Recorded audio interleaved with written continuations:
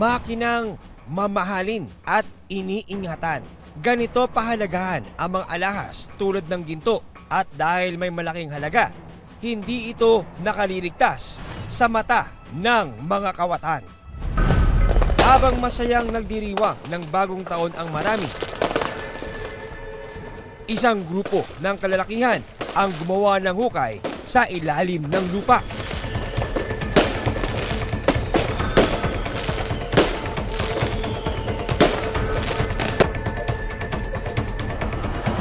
Para sa kanilang planong pagnanakaw. Maisakatuparan kaya nila ang kanilang maitim na plano?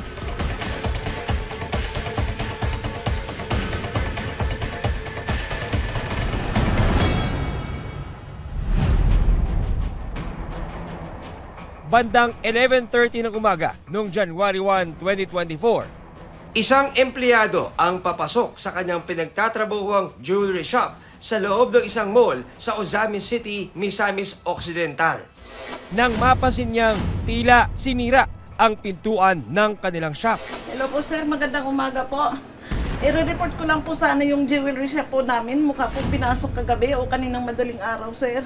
Ayon sa staff ng shop na itatago namin sa pangalang Dindi, hindi siya makapaniwala nang makita ang sinapit ng kanilang jewelry store. Noong December 31 po, kasi medyo happy kami po kasi medyo malaki nung sales. Naka 5M po kami. Pagbalik po ng guard namin, sabi sa niya, store natin, may pumasok daw. Siyempre naggulat ako, totoo ba to? Baka panaginip lang. Hindi rin pinalusot maging ang vault ng jewelry shop. May pin code po yun ma'am at saka key. Gulat ako na nakahiga na po yung vault. Grabe ma'am, as in wasak po talaga. 11:48 ng umaga, naitawag sa Ozamis City Police Station ang insidente umano ng pagnanakaw.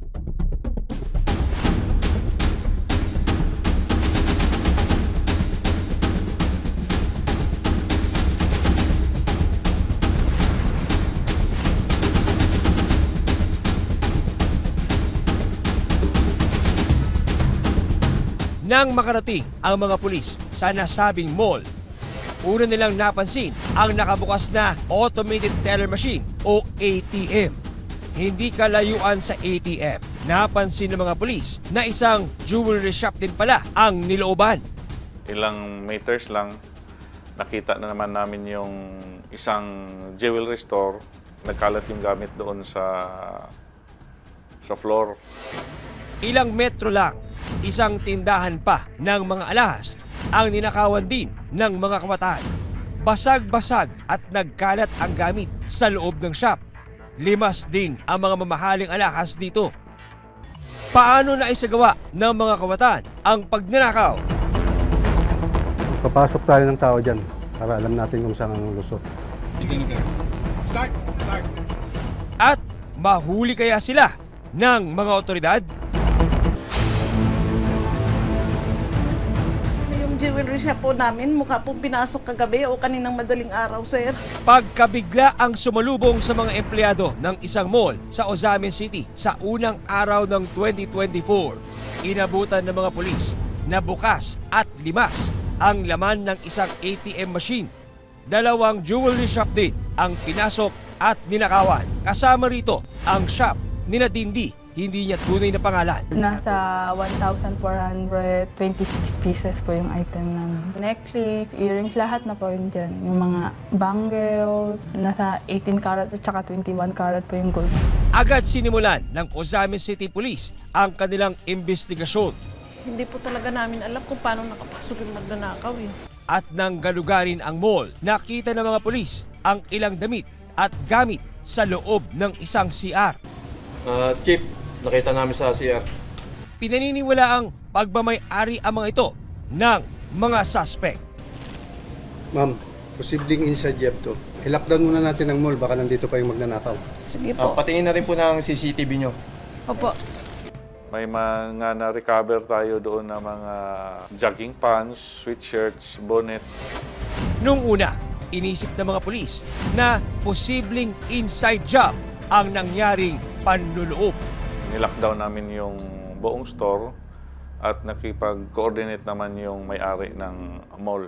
Hanggang isang butas ang nadiskubre ng mga pulis sa may food court ng mall. Nasa 10 hanggang 15 metro ang layo nito mula sa mga jewelry store. Yung butas, maliit lang. Yung kasya talaga, yung manipis lang na katawan ng tao. Doon na kami nagkaroon ng idea na hindi ito inside job. Ilang ebidensya rin ang nakuha ng mga pulis. Meron tayong na-recover na hacksaw blade doon sa mall.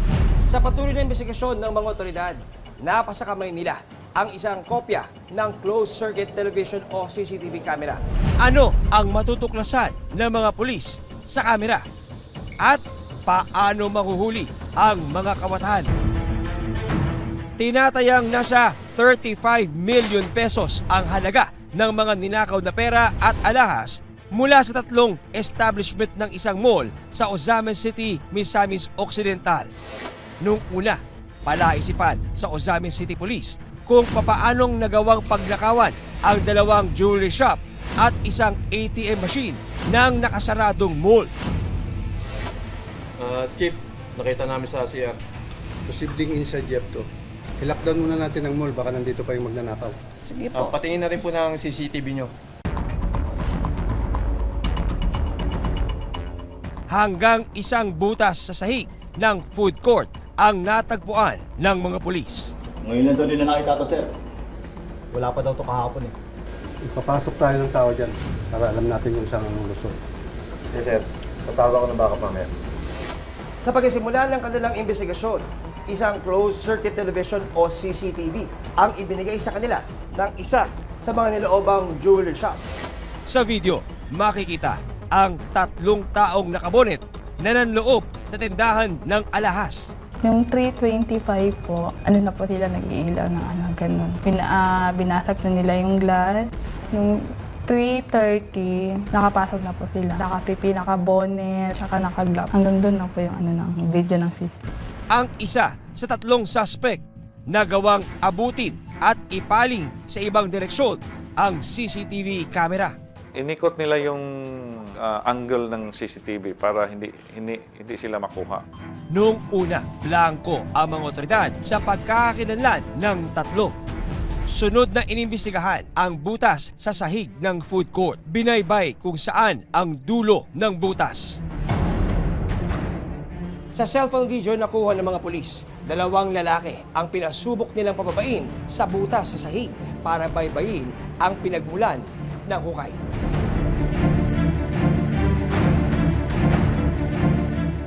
Makalipas ang ilang minuto, lumabas ang 2 sa butas ng kanal na nasa labas lang ng mall.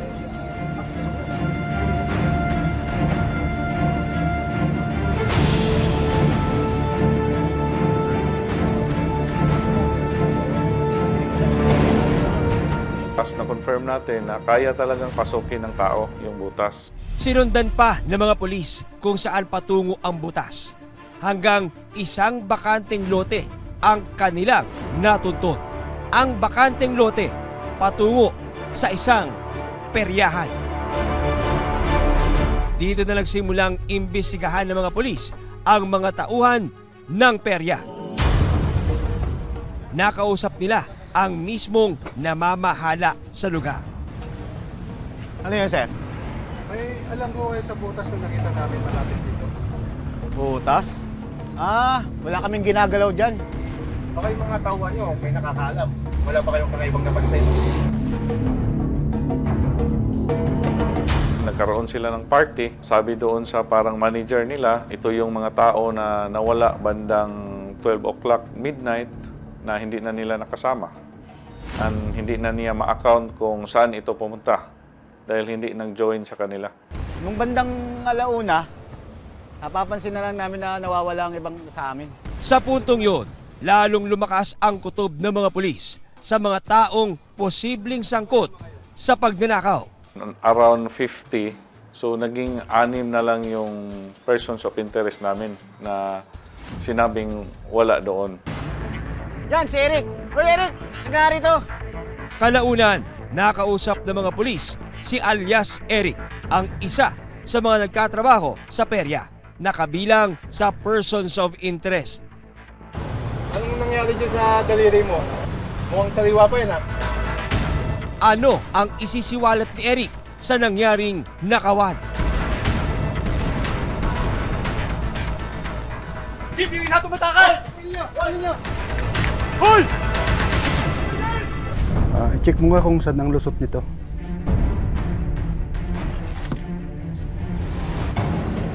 Sa investigasyon ng Ozamis City Police sa nangyaring nakawan sa isang mall, natuklasan nila na ang butas sa sahig ng food court konektado sa butas na nasa labas ng mall na malapit naman sa isang peryahan.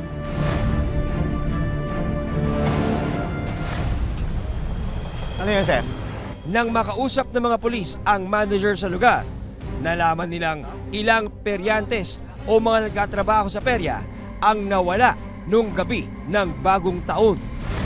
6 na lalaki ang naging persons of interest ng mga pulis. May parte kasi rito noon, bagong taon. Nung bandang alauna, napapansin na lang namin na nawawala ang ibang sa amin. Sino ba ngayon? Yan, si Eric! Hoy, Eric! Liga rito! Ako? Oo, liga rito! Saan kayo nagpunta nung gabi nun? Wala ako, naginuman lang. Diyan lang din. Unang sumalang sa pagtatanong ng mga pulis ang isa sa mga persons of interest na si alias Eric. Kapansin-pansin daw noon ang pagiging balisa ng lalaki. Hindi na mapakali, namumutla na. Tapos actually nagsishake ito. Yung kamay niya at yung paa niya nagsishake. Matatandaang ilang ebidensya ang natagpuan ng mga pulis sa mall, kabilang ang isang hacksaw blade. Anong nangyari dyan sa daliri mo? Mukhang sariwa pa yan, ha? Wala ho.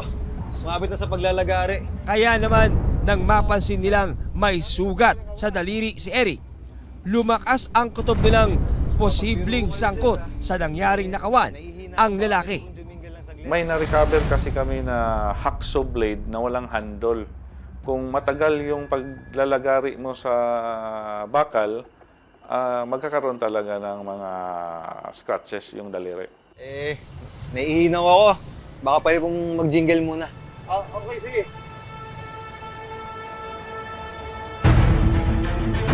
Hindi na tumatakas! Hoy! Noong una, todo tanggi raw si Eric na may kinalaman siya sa nangyaring nakawan sa mall. Eh bakit ka tumatakas? Yung totoo, ano ba talaga alam mo? Na-hold siya ng kapulisan natin at sinabihan siya na pwede ka namin kasuhan ng disobedience. Ayon sa mga pulis, hindi nagtagal, umamin si Eric kapalit ng hindi pagkasampa sa kanya ng kaso. Eto mga to. Kasama mo ba yan? Sino-sino ang mga idadawit ni Eric? Paano nga ba pinagplanuhan at isinagawa ang Ozamis heist? Isa lang muna, ako muna.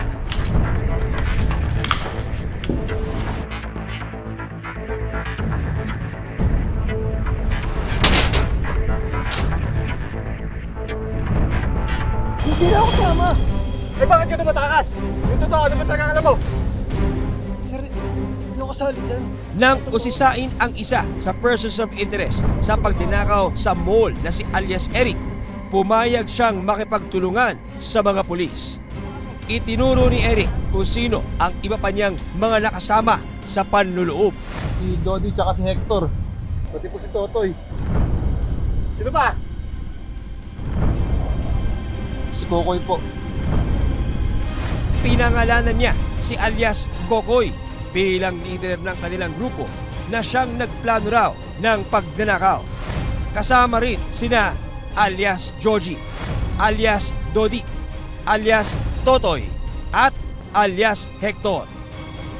Wala tatakas sa inyo, ha? Alistado kayo!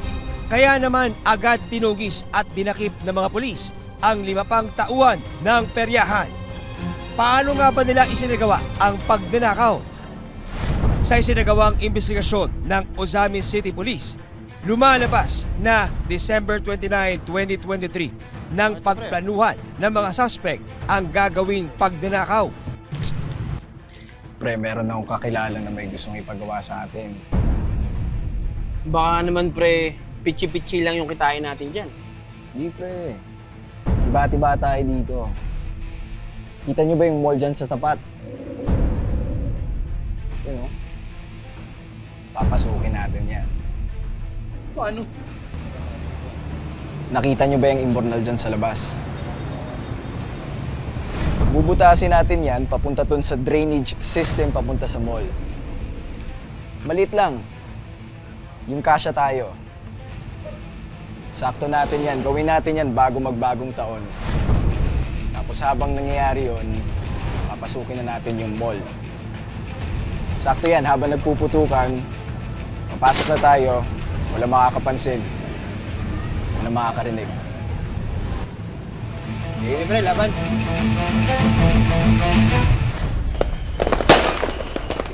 Sa ibinigay na salaysay ni Eric, gabi ng December 29, sinimulan nila ang paghuhukay mula sa peryahan. 29, naghukay sila muna dito sa entrance ng peryahan. Sabi ng yung suspect na torn witness natin, naghukay sila ng mga 1 o'clock ng umaga. Ano pre? Tara! Okay boys, kaya ba? Okay. Sa loob ng 3 araw, ayon pa kay Eric, matyaga silang naghukay habang sinusundan ang linya ng imbornal papunta sa mall. Sige, kasunod mo ko. Sige, sunod ako sa'yo. Nabanggit nila ma'am na isabay nila sa January 1. Kasi maingay, tapos yung mga tao nag-iingay din kasi bagong taon, nagpa-party. Kaya conducive sa nila, sa plano na i-materialize.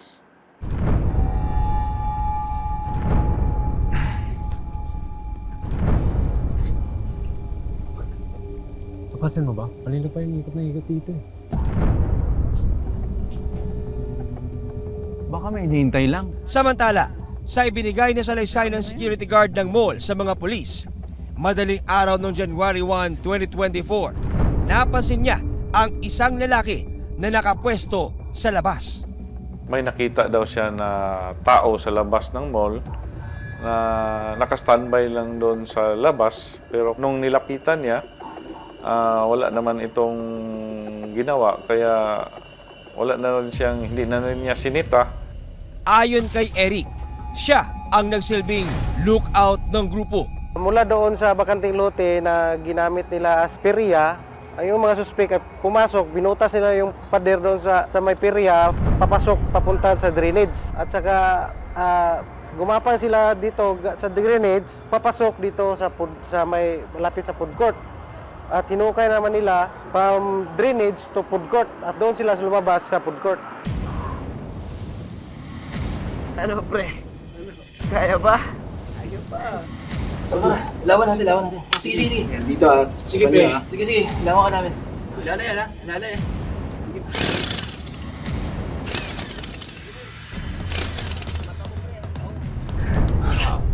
Sige, isa lang muna. Ako muna. Sige. Bag mo.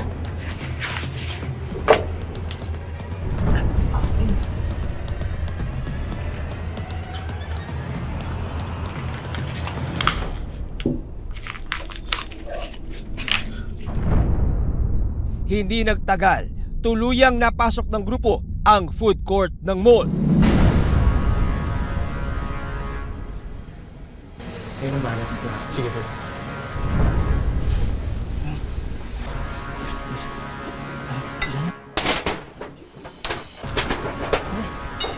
Una nilang nilimas ang pera sa ATM machine.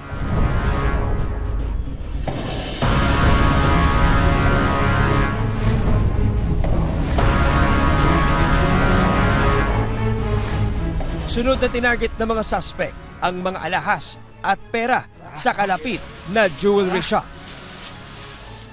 Binutas na naman nila yung roll-up o yung steel doon sa food court para maka-access sila sa pathway doon sa mga establishments na ninakawan nila. So, yung isang jewelry store, nasa pathway lang man yun. So, at saka yung itim, doon na ninakawan na nila. Matapos looban ang unang tindahan ng mga alahas, isa pang jewelry shop ang kanilang ninakawan.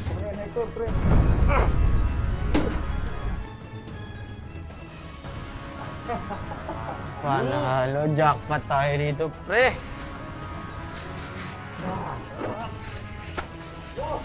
Yung isa pang jewelry store, binutas nila yung roll-up door at saka binasag yung salamin, kaya nakapasok din sila. Dito na sila nakunan ng CCTV habang nasa loob ng jewelry shop. Sa video, makikita ang 3 taong nakabonet. Ipinaling pa ng isa ang CCTV para hindi makunan ang kanilang pagnanakaw. Maging ang mga vault ng nasabing mga tindahan, puwersahang binuksan ng mga kawatan. Ang nakuwang mga pera at cash, agad na binalot sa plastic para maipuslit palabas sa butas. Yung mga jewelries and cash, binalot nila ito ng garbage bag na itim. Yun na rin ang ginamit nila pambalot sa mga tools, yung garbage bag na itim para hindi mabasa. Sa investigasyon ng mga polis, ilang oras din ang inabot ng buong operasyon ng grupo. Bigyan na natin to kaya no.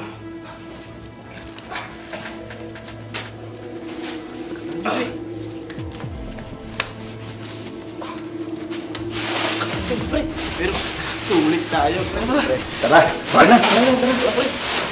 Uy, wait lang! Tara, pre! Isa mo!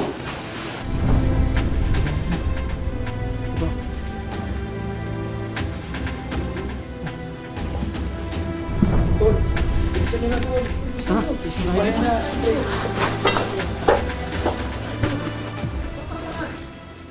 Yung execution nila nasa lang, mga 3 to 4 hours lang. Nakalabas na kagad sila sa mall.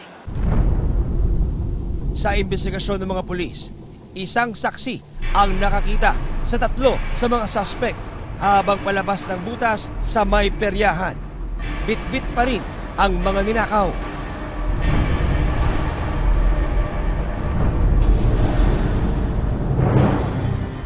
Sa pagkakataong ito, wala nang damit ang ilan sa mga suspect. Meron tayong isang motor cab driver na andon sa area bandang mga alas 5 ng umaga, and nakita niya itong mga to na lumabas sa may butas na yung iba nakabrief na lang. Pare, ganda nito. Ganda nito. Pre, bagay sa akin to. Akin na to, ha? Sige. Samantala, sa ibinigay namang salaysay ni alias Kokoy na itinurong leader ng grupo nang makalabas sila sa butas sa may peryahan. Ito pang regalo, pre. Ano? Sino to mga to? Mga tauhan daw nung boss na kausap mo. Oh, magpa-JB mo na kayo. Good job, guys. Solid to. 3 lalaki ang nag-aabang sa kanila at tumangay raw ng mga ninakaw nilang pera at alahas. Ano yan? Lahat yan! Lahat! O, ano yan? Ano yung sabihin mo? Boss! Ano yan? Bakit boss? Yung boss yan. Oy, akala ko ba yan? Oy! Pasensya na, utos lang ni boss. Pre! Ano to, boss? Isa mo! Hey! Akala ko ba yan tayo? Double cross sila kasi tinutukan daw sila ng baril, sabay kuha ng mga items at saka umalis na gamit yung 4-wheel vehicles. Hindi kami naniniwala doon kasi parang part yun ng planning nila na pagkatapos ng makuha nila yung mga items, kaagad maipasa nila para mailabas sa city. Sa pagkakaaresto ng 5 suspect, kabilang sina alias Kokoy, alias Joji, alias Dodi, alias Totoy at alias Hector, sinampahan sila ng kasong robbery, habang si alias Eric tumayong saksi sa kaso ayon sa mga pulis.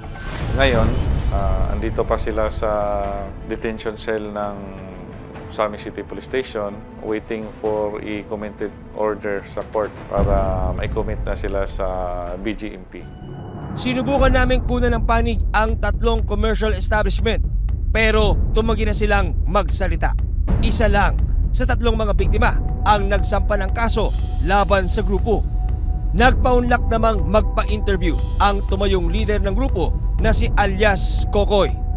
Sinabi po nila nga, gusto mo ng pera? Sige, kami bahala. Tapos po, need ko po ng pera noon. Yun pa lang trabaho nila. Kaya sumama na rin po ako. Nagsisisi po kami. Bakit kami sumama sa kanila? Sa ngayon, nagpapatuloy ang investigasyon ng mga pulis sa pagkakilanlan ng 3 lalaki na itinuro na nagtakbo sa mga pera at alahas, maging sa mastermind ng pagnanakaw. Yun ang tinatrabaho namin ngayon, ma'am. We are not stopping our investigation until ma-apprehend namin yung mastermind talaga and ma-recover yung items. Ipinaalala ng mga pulis na mahalagang maging mas mahigpit sa seguridad para hindi malusutan ng mga kawatan. Yung mga mall natin, ma'am, para maging secure talaga ito, dapat yung CCTV natin updated at saka may nakaman talaga. At saka yung ATM machines natin at saka yung vault, lagyan na natin ng alarm system.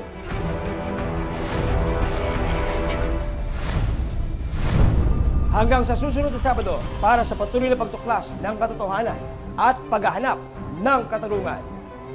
Ako po si John Consulta at ito ang Pinoy Crime Stories.